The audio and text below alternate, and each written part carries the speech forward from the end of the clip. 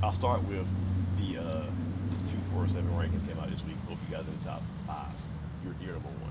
I know you are team guys. This is a team sport, but how exciting was it to see yourself at the top, and then see a teammate not too far behind you? And how was it exciting to see both of you guys in the top 5?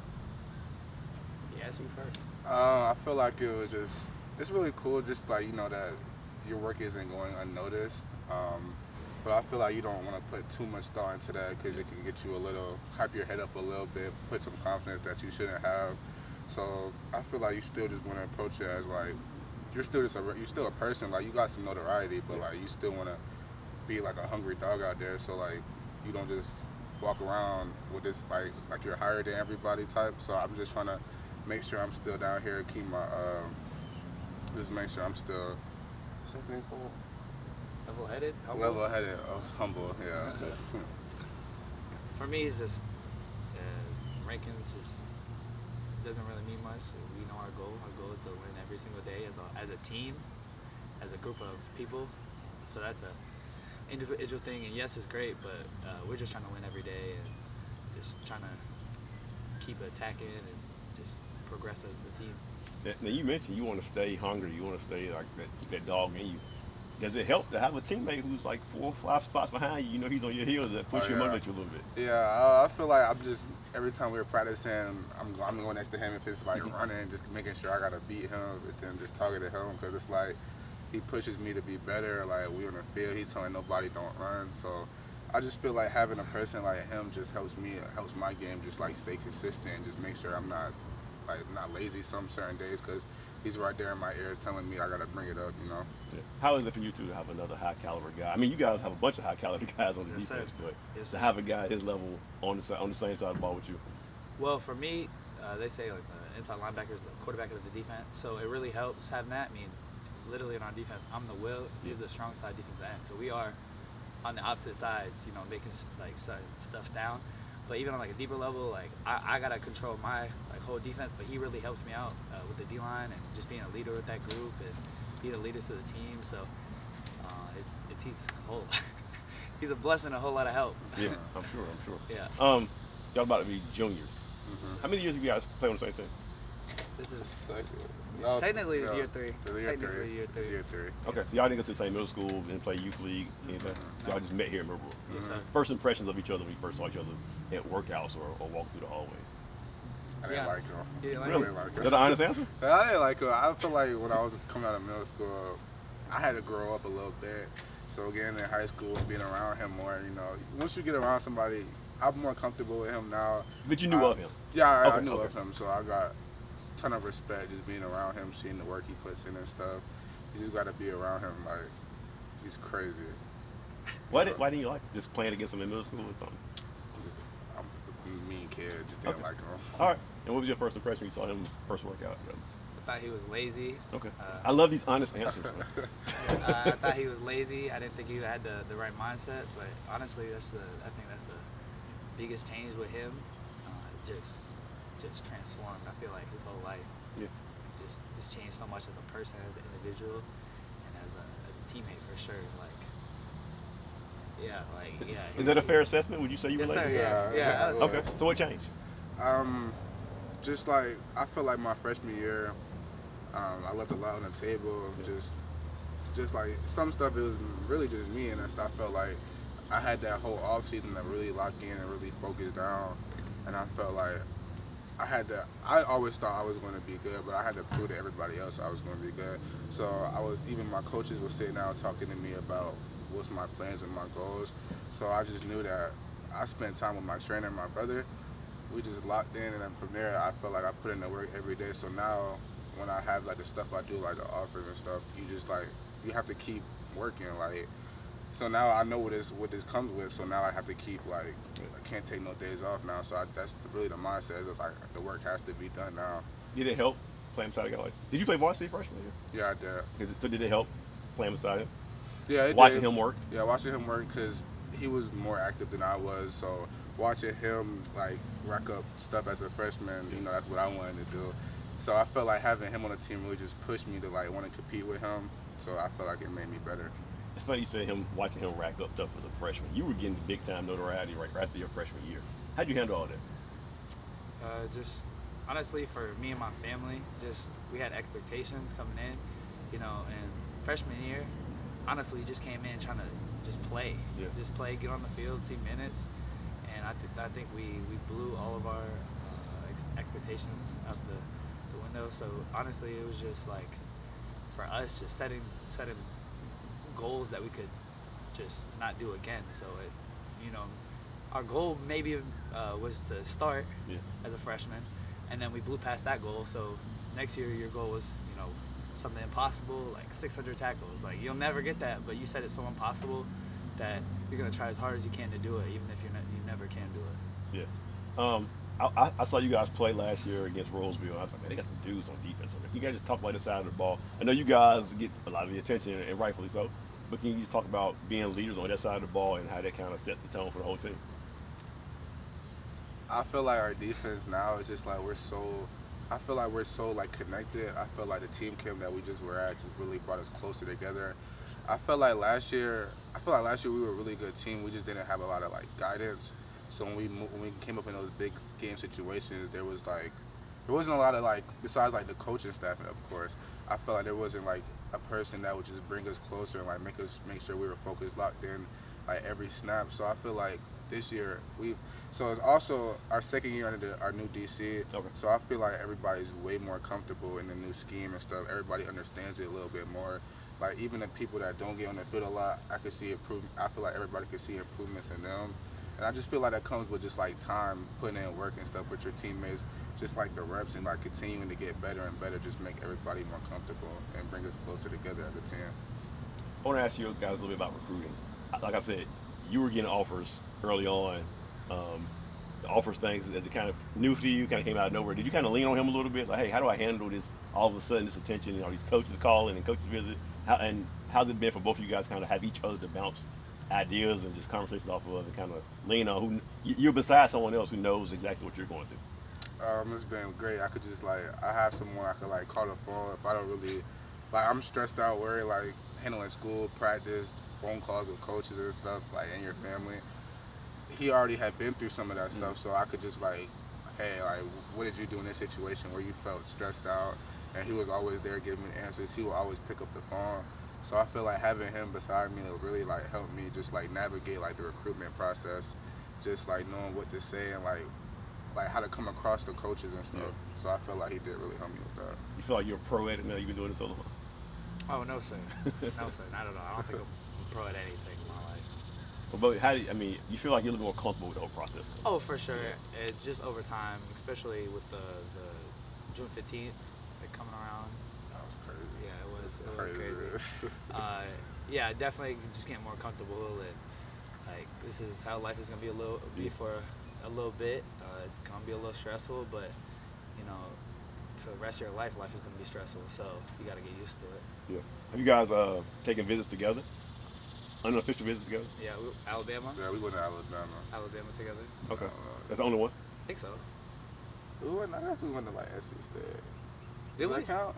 Yeah, we went to SC. It's an unofficial. Did we go together? Yeah. I don't think we did. Yeah, I don't think we did. I think it's just Alabama. Okay. Yeah. What was that recently? Yeah, that was it was March, somewhere around there. Okay. Or April. It was April. What's it like to go on come on, it's Bama. You go to Bama yeah, it was great. with one of your teammates and all right, look at us. We're from Millbrook here in Raleigh. We're out here at one of the biggest programs in the country. What was that kind of, was the moment surreal, or was man, we worked to get an opportunity like this? It was a great time at Bama, and we had a great time, the experience of the brotherhood and bond, driving there, that was cool. But honestly, when I was there, I feel like they didn't give him enough care and love. So for me, it kind of felt a little weird because I know the type of caliber player he is, and I feel like when we were there, he didn't get that as much love as he should have. So it was for me. I know he feels a certain way because I feel a certain way. So. Yeah, it was a good time though. Everything other than that, we got to play the game there because it's A-Day. Yeah, it was I lost. But yeah, it was a great time. Great time to bond with your friend, your brother, and your teammate. Yeah, for sure. We got to talk about the plans next level and playing together. Of course. Yeah. Yeah. Yes, sir. I mean, is that like set in stone, or just something like you just talk about like every now and then? We talk about it. We talk about it. We talk about yeah, it. We got some schools we both like. We got some schools we really do both like. So I feel like going to a place like going to a college and like you have somebody like him there that you knew from like high school and stuff. I just feel like it'll make both of us more comfortable. Like the flip between high school to college, just more comfortable. You're comfortable around somebody else that you know. So that's something we both definitely interested in. How do you feel about? I mean, Millbrook has had football players. Obviously, they've had high-level football players all the time, right?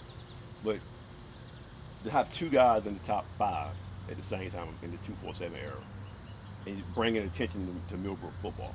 But how do you feel about that spotlight and kind of carrying the torch?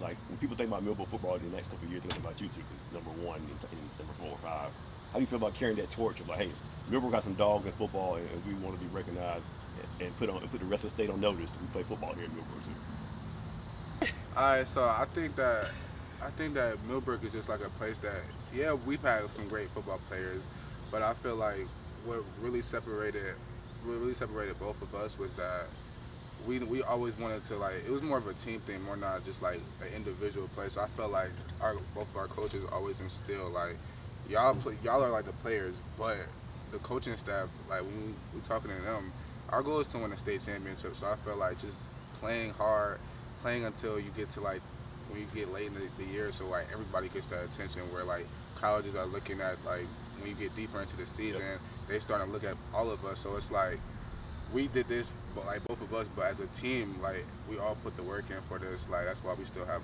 other amazing players on our team. I felt like just the goal was always state, so the coaches would notice you, or they have enough time to like start seeing Millbrook is this, Millbrook is that. So I feel like we just both wanted to let everybody know that Millbrook plays football. Like we legit like that. So add to that. For me, just I want not only our players to be synonymous with like great players, but when you think about Millbrook, you think about the state championships they won, and even deeper than that, you think about how much of a great team they were, great people they were, and people that were especially close to our circle can go in the future and say that team was hardworking, that team really wanted it, that team was bought in, that team just loved the game and was true to the game, so the game gave back to it. Okay. Who pushes it? I'm guessing y'all are two of the louder voices in the weight room and workouts. Kind of who's the more vocal one of the two? Who's the more lead by example one of the two? No, I'll go to him. He's a linebacker, so of course like he's more like a real like everybody like the whole defense. He's really on the whole defense. I feel like in the weight room, I'm always pushing like the people I'm with. Like we got one more extra. Even I'll be telling him when I lift with him, I'll be trying to lift with him because I know we're about the same size. So I want him to work out with me, just pushing each other. Like one more rep, you got one more in you or stuff like that. I feel like he's more vocal on the football field, and I feel like that's one of the best things like you about him. Is like just not even to do with like football, just his leadership.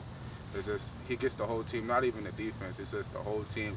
He sees somebody walking on the field, he's yelling at them to run because we don't want to be that lazy team. We want to set an example like we're gonna sprint to the ball. That's what we do. Like that's how we play. That's how we play defense. Like we out here, we swarming to the ball. So like when you out here walking on the field and stuff, like you're not practicing what you're gonna do in the game. Yeah. So I feel like he's one of his best qualities. Like he's really vocal. Like even on the football field, he's getting everybody. Like he might not even know the call. He's looking at the sideline trying to look at the call, but he don't know it. But he's still making sure everybody gets it. He's like freestyling himself, lifting the entire team up. So I feel like he's very vocal. Okay. What about what are his best qualities? Best qualities, definitely leads by example on the D-line. I mean, frying the offensive lineman every opportunity he gets.